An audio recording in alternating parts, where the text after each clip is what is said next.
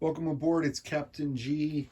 This is the Operation Newblood post-game Axis strategy and game wrap-up video. So the Axis bomber of victory orbits over the capitals of the Allies. It's a piece that Eggman and I bring out on one side or the other wins. There's a U.S. version of this and even a giant Soviet tank that we use if they win. So what I wanted to do is just take a couple minutes to cover what our end game strategy was, or what we were planning for Italy, Germany, and Japan in 45, 46, had the game continued. Talk a little bit about how the game went overall, some feedback on rules changes that we experienced, or our observations on V4, and some of the things that were good, some things that we thought were bad and ugly, just to keep with that metaphor and the Clint Eastwood movie, but not necessarily things that were ugly. So let me start in Europe. Our plan that we just kicked off at the very end was for Italy to start the war with the Soviet Union in Iran. Then the game ended, but had a Lancer Bolt rolled higher than a 4, Germany would have then joined their southern ally a second time in launching a new offensive, and kicked off the war in Europe with these army groups coming in towards Kyiv, and the buildup here in Iran launching up. Originally, our plan was a placeholding army here and an Italian and German coalition marching this way. But we changed that, and we decided to focus Italy to take Transcaucasia, to go ahead and align Italy. Align Turkey for Italy. And then once these guys were taken care of, or at least isolated, Japan to supplement the Germans through the Calcutta factory and the new railroad in their drive this way. And again, this attack was at best a diversion to pull Soviet forces off of the front. Germany was also going to launch a combined naval and air campaign into Scandinavia, a new front that had been quiet all game, really, until Mark the Shark just went in there in the last couple turns, securing Finland, taking Sweden, and then finally Norway. But Sweden was kind of left wide open by the attacks on Norway, so it was a perfect time for Germany to strike, had the game continued. And then that was really Japan and Germany's strategy. Italy and Germany's. For Japan's, besides supplementing Germany's attack for the rest of the game, basically most of the Japanese fleet was going to just isolate and keep the American fleet in this end of the Pacific, where it could do no harm. The use of blockers. And again, if you didn't see that video, the way we interpreted the rules for continuation forces and the naval force to block, if the Americans came out to engage, they'd have to have one force engage this, and then the other force, the continuing force, could still only move one sea zone.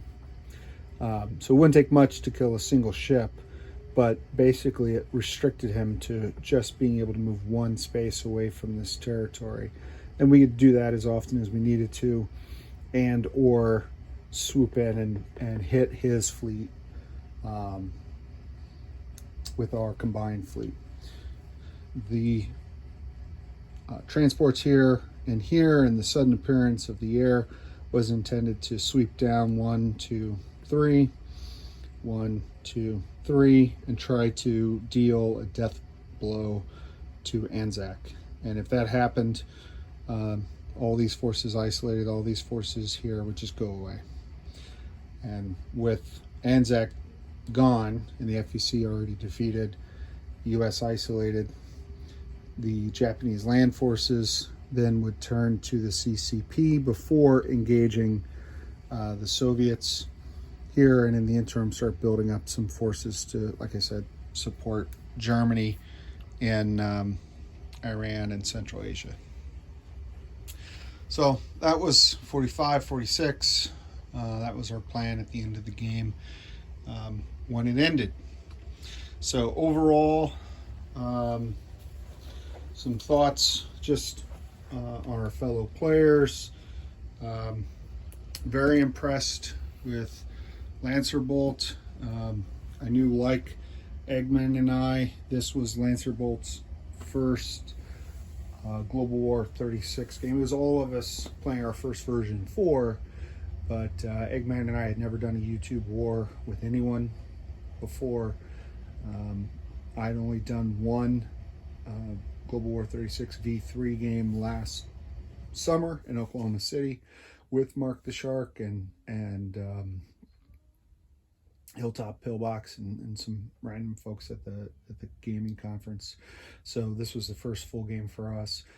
But Eggman and I played a lot of games against each other, but Lancer Bolt had not even been an avid or even any type of Axis and Allies player, and he handled all 4 of the Allies, KMT, France, Free France, the UK, the US on his own, did his videos on his own, and dealt with a very aggressive Axis strategy. So very impressed by what he did. He kept us guessing.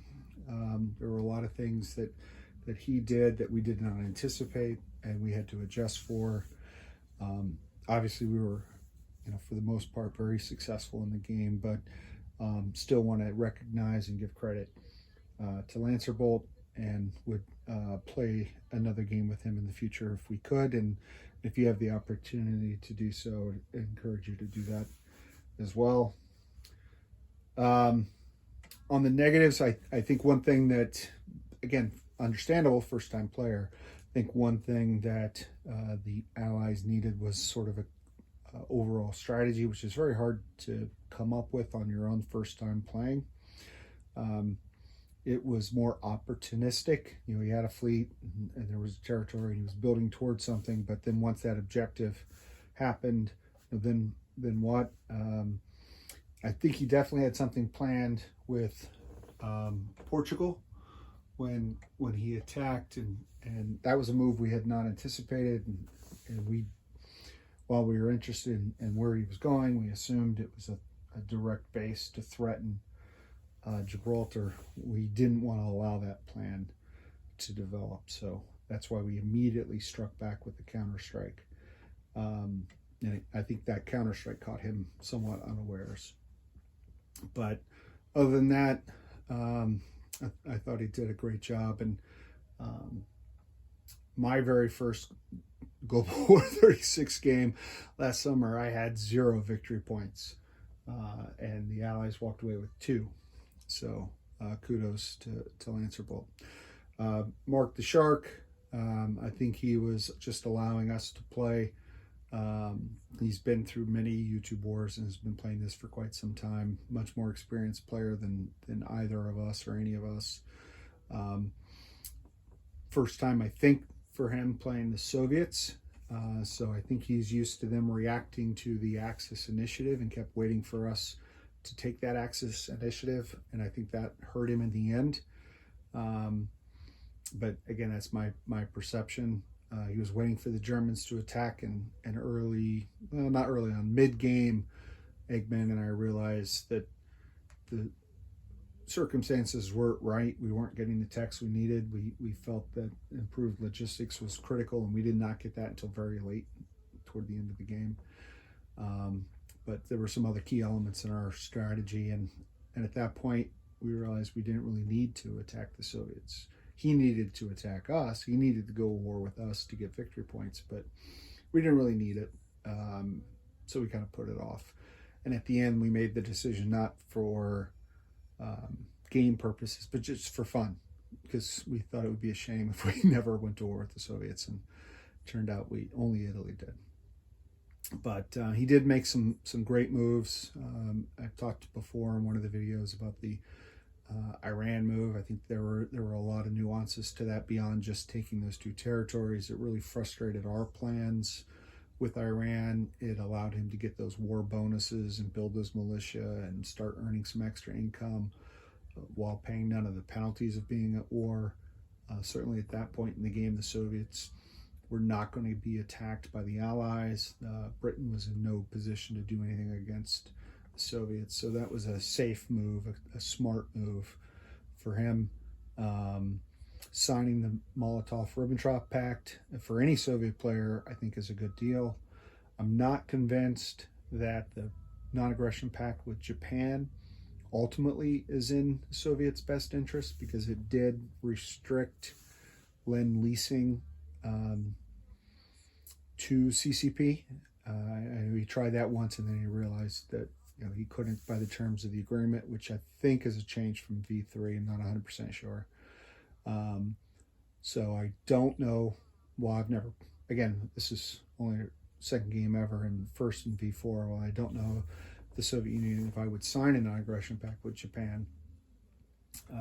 Definitely would sign one with Germany each and every time. I think the benefits to the Soviets, it's 3 IPP to 5, but you make up for the 2 IPP very easily by the income that you get by taking the territories that you're allowed to take. So that gives you more than 5 if you throw in Finland to that, plus the extra tech. So there's absolutely no reason not to. And it's certainly, even if it was viewed as neutral between the Axis and the Comintern, they both benefit more than the Allies. It's in the Allies' best interest that the Soviets don't sign. So Mark signed, we signed, and he built up an impressive force.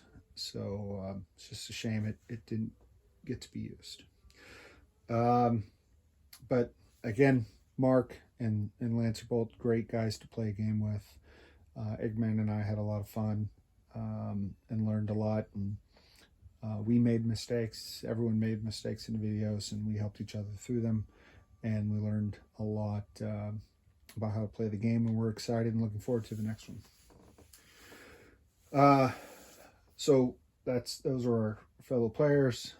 Just speaking for Eggman and I never had the chance to play on the same side. We always played against each other, so that was a lot of fun as well. And the division of labor was always a partnership, but I would map out the next buys, the next series of attacks and movements, write them down, and then Eggman and I would review them and rehearse them prior to running a video. Just go through the steps, make sure we had everything, and we had counted for the train. Still missed a couple times, but and then he would challenge and take another perspective, and that back and forth was really helpful for us.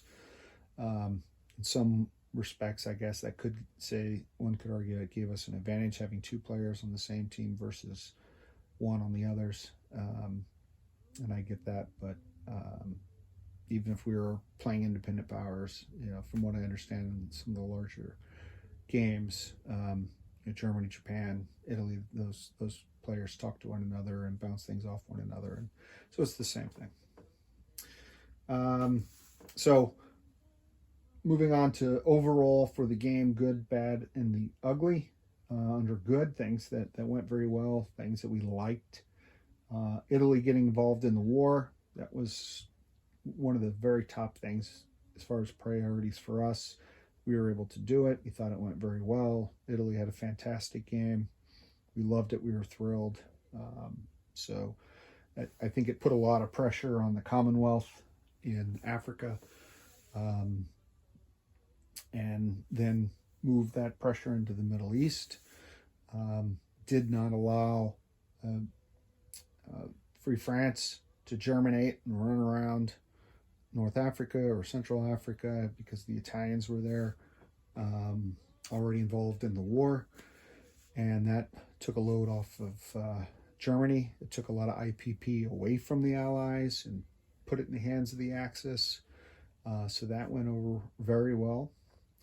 The other key thing that we wanted to do was the seamless integration and coordination between the three Axis powers and try to do moves at the same time, such as when Germany invaded France and Japan invaded China, or when Japan invaded the US and Germany invaded the UK, and coordinating those as double strikes and hits. And then obviously with the intended plan at the end of Italy declaring war on the Soviets, and then Germany following it up immediately after, before the Soviets even got a chance to respond, doing moves like that, we thought went very well. I went back and looked at my notes for all the different turns, and between Germany and Japan, they lend-leased well over a dozen units, light cruisers, bombers, fighters, artillery, marines, naval transports, you name it, in excess of 100 IPP boost to Italy. Otherwise, Italy would not have been as successful. And obviously, a lot part of that was made possible by clearing out the Indian Ocean, making it an Axis lake, so you could get lend-lease from Japan to Italy once both were involved in the war. Before Japan was a belligerent, that was easy, because you can send lend-lease, but once they were both actively involved, we had to eliminate the UK fleet and submarines, and we did that, and that worked out very well. So those were good. We thought that the attacks went well that we had on China and France. Don't know if they would work again. Nothing usually unique about that. It's either take Paris or surround Paris kind of thing. But we were pleased with how that went and the strategy and all the different pieces moving around. We were pleased with the Japanese invasion of the US. We were lucky that it was successful. Quite frankly, it was more difficult than we had thought. The mountain city aspect, and if we hadn't gotten long-range air and been able to bring in our aircraft, we may have very well lost that battle, which would have had totally different results. But the fact we took San Francisco, we took the Southwest U.S., while it did bring the U.S. into the war, taking those two territories hurt them significantly and made Lancer Bolt focus the U.S. efforts in regaining the continent, and regaining that city, and regaining those 12 IPP bonus. So that took him a couple years, several turns, 2, 3, 4 turns. I'm not sure exactly on when he could secure that again. So I thought that went very well. Also, the Axis use of strategic bombers and even the U.S. use of heavy strategic bombers as a tactical weapon. In only one case that I can think of was a strategic bomber, a heavy strategic bomber used against a territory where there was a possibility of defense. But in most cases, it was just a free shot to kill some ground units, and whether it was Lancer Bolt rolling 5 dice at 2 or the Axis rolling 3 at 2 for each bomber, that went very well. I would always use that again as part of my strategy as we roll forward. As long as you're careful with those assets, it can be very effective. The reverse of that is true under the bad category. The strategic bombing campaign as a weapon. When we started the game, I had intended my strategic bombers and medium bombers to level the UK factories and cripple his economy. And the very first attack, we lost a medium bomber. And the risk reward after that, we were just too gun shy to try it again. I think it was Thunderbolt. It may have been a different one, but I was watching the YouTube war where Global War 36 enthusiast. Did the same thing, bought his either heavy strategic bomber or strategic bomber, did a raid and got shot down. I think it happened to him a couple times as well. So it is hurtful, it is painful when you lose your heavy bomber or your strategic bomber trying to get 3 IPP damage on a factory. There are a lot of benefits to it, but it's very costly. So it's really risk reward there. So I would say that I'd put that under the bad category, at least our experience of it. You didn't see a lot of it. The other thing that I'd say under bad, Lancer Bolt may give you a different opinion, but as the Axis, we felt that particularly after the Allies got anti-sub tech, but the convoy raiding was less than successful for us. We put a lot of time and effort into it. The ability to hit this sea zone with air once we took Gibraltar made a big difference, or at least gave us a lot more opportunities with aircraft on map. But even rolls with the air, not very successful. The little German battle cruiser sitting in the Dutch East Indies the entire game, that was very successful, because whether or not we took away 1 or 2 IPP on the convoy roll, we killed the Anzac bonus because we were in that no enemy surface warships zone for the entire game. And Anzac, the Anzac and FEC, Lancer Bolt, tried to dislodge us and get rid of us, but he couldn't do it. We evaded, and by the time he got a big fleet together, the Japanese were there and took that fleet out and invaded the Dutch East Indies. So that battle cruiser was a huge star for the Axis and taking away the bonus for the Anzac the entire turn, the entire game. But other than that, once the UK got that anti-sub technology, and I think he did kill a couple of our subs with the counter rolls. So mixed results there, but I have it under bad. I've already talked about this, I think, in some other videos. For us, a strategic as well as tactical failure was the initial German invasion of Iran. The loss in southern Iran was hurtful, and it was compounded by a mistake on the movement of air. So mapping through your movement opportunities, and just because there was an air base here in Cyprus, I guess, instead of putting it back here where it shares 2 sea zones, that really made all the difference in getting that fighter into the fight, which forced us to redo our fight. We just had some bad rolls, and it worked out poorly. But as I said, Mark leveraged that, took advantage of the move, and he saw the opportunity and took it, and that was very smart of him to do that. He created the buffer zone in the northern half of Iran, so we couldn't put the Axis troops right on the border, which was our intention, which would have made kicking off the invasion of the Soviet Union much easier than taking those, little or no value mountain territories before we hit the Soviet Union.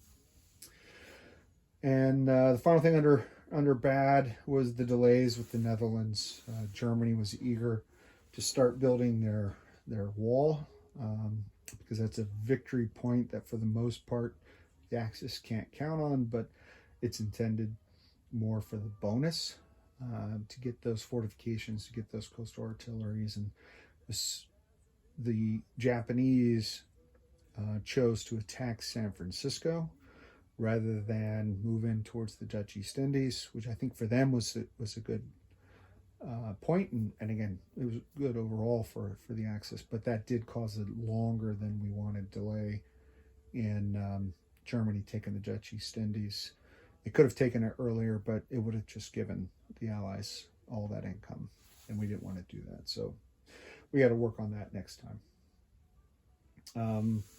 So that was the bad. And then under ugly, because it's not good, not bad, I thought I would spend a couple moments just talking about a few version 4 rule issues or changes, or unique things. With where this is now, I'll pivot you back and just bring Spain and France into focus. So Spain, I like the Spanish Civil War rules. I like being able to include these other territories into the count mix. I think it results in more successful rolls. I think that's well designed. I think that balances well with the income decrease for the Soviets, who aren't able to throw a lot of IPP early into the Republicans, and obviously the change in the Allies. In my 1v3 game, again, last summer, France and England were able to send cavalry or artillery into Spain to help the Republicans. Now, the only thing the Allies can give are militia upgrades. So, a successful roll to get you to militia, because you can count these other territories, is useful, because then the Allies could upgrade those militia to infantry. So I think that's written well. I think that works well. I think there's only one game that I've seen so far of the 5 or 6 games that have been played where it looks like the Spanish Republicans will get a victory there. But still, overall, I like the recruiting rule in the Spanish Civil War. The second impulse change for Germany, I haven't, it was pointed out again in, I think, one of Madman Dan's videos before everyone got their maps and the V4 games started. It was something we took note of as well when we were mapping out our build strategy and attack strategy for Germany. And that's the non-combat move changes for the second impulse. It hasn't really affected the game to the point where France is standing up and pushing back on Germany, other than maybe one YouTube war so far. But that's just bad dice sometimes. But it is a change, and I either like it or dislike it. It's just a change, and it's noteworthy, and they made that change for a reason, I suspect, to decrease the number of cavalry that were being purchased in the game. But that's just my own theory. Overall, the victory conditions from E3 I thought were very clear. The little chart that they gave us was fantastic. It was a tool we used from the very beginning. A lot of V3 games that I used to watch, again, not played, you didn't really know the victory conditions or where your score were or what was going on until the very end. And you're like, oh, I only lost by 1, had I only, or ended up winning by 5. Didn't know that. So now it's very clear and everyone can monitor. I do like that. So I like the victory conditions. Love the bonuses tied to them all. I think they're appropriate. Japan took advantage of them heavily in the Pacific Islands. Germany was trying to in the Atlantic Wall. My only criticism of them, at least from the Axis side, I didn't play the Allies with the common term, but this one for Greece, I love getting the seaplane, the Immortal seaplane and the Immortal transport. But the fact that they have to go on your build chart and take away from your production capacity to get them, that bothers me. Not a major, not a game changer, but all the other bonuses you just get. But Italy has to build that. I think for Italy, Abyssinia, you don't have to be at war with anyone, and you get an airfield, you get colonial infantry, you get militia.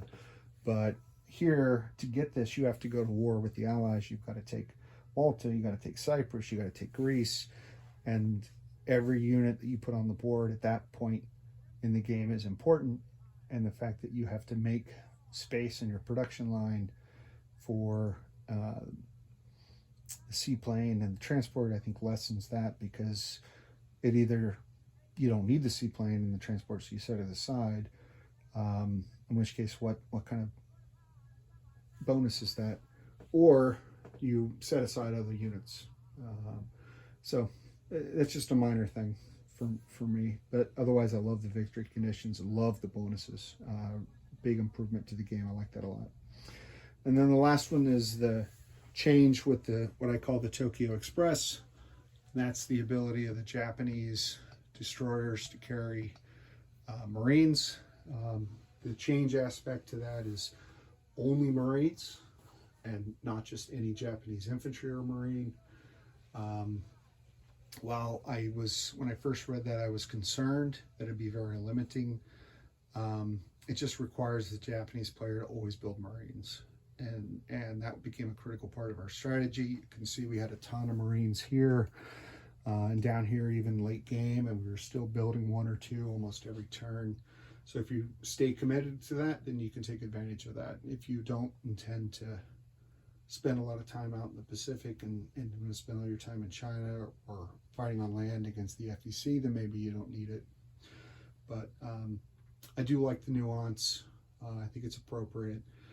I wish the Tokyo Express, I wish the rules team would have ruled in the way that I had lobbied for, which was that in non-combat, the destroyer could move to, drop off Marine, and then move back to represent that, overnight Tokyo Express dropping off the troops and getting away, and the next morning the U.S. and the Marines had to deal with it. Particularly since some of these islands don't have ports, so you can't really upgrade the militia, foreign infantry, and reinforce an island other than a Tokyo Express or a transport. But again, like the Greece rule, a minor nuance. All in all, very happy with the game. Love the map, beautiful map by Doug and crew at HBG. And this was a very positive experience. We had a blast. I appreciate everybody who watched, who commented, who called out things that we may have missed or asked questions or interacted with Mark or Lancerbolt or ourselves. That was very helpful and much appreciated. And look forward to our next YouTube war, which may be starting next month. We'll see. Most of the players are involved in another game, and once that is over, we'll figure out what we're playing and when it starts and how that will work. So more to come on that later. But for Eggman, I'm Captain G. Thanks for watching. Mark the Shark, Lancerbolt, thanks for playing with us. We had a blast. Over and out.